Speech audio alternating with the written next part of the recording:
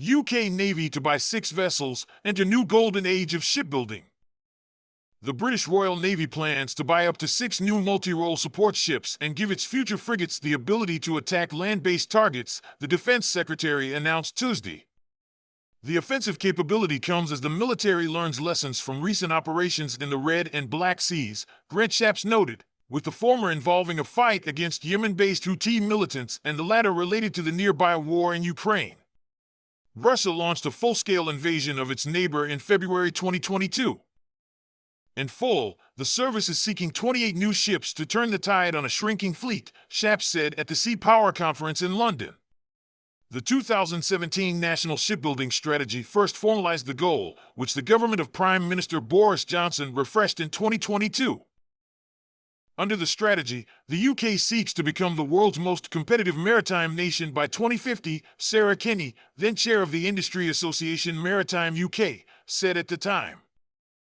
The push to build new ships also comes a month after the current Prime Minister, Rishi Sunak, announced a £75 billion, US $94 billion, increase in defense spending over the next 6 years, raising British military expenditures to 2.5% of gross domestic product amid an economy just beginning to recover from a recession and struggling with stubbornly elevated inflation rates.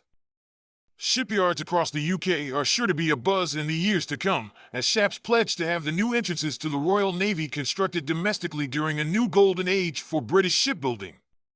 Type 26 and 31 frigates will be built in Scotland, Astute and Dreadnought submarines assembled in Barrow-in-Furness in northwestern England, and Fleet Solid support ships produced in Belfast and Devon, the service stated in a news release Tuesday.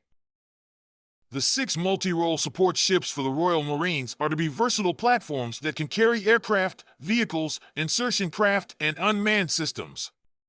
They are also expected to serve as mobile infirmaries to treat battlefield casualties.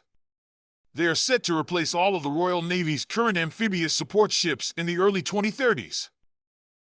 Meanwhile, the newly built Type 26 and 31 frigates will feature land attack capabilities, Shapps said, following a recent trend among European blue water navies.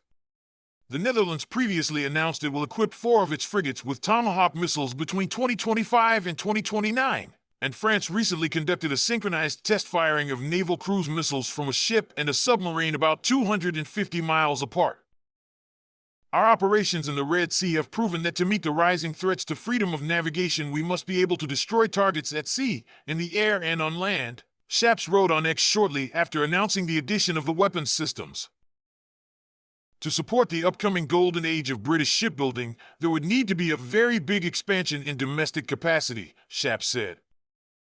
As part of this, the Royal Navy is negotiating with BAE Systems to sell to the company the HMS Argyll, a Type 23 Duke-class frigate that has already served for twice as long as initially intended, to the company.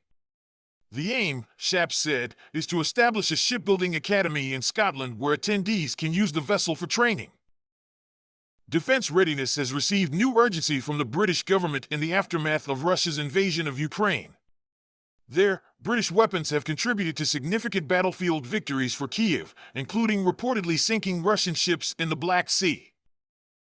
About Linus Holler.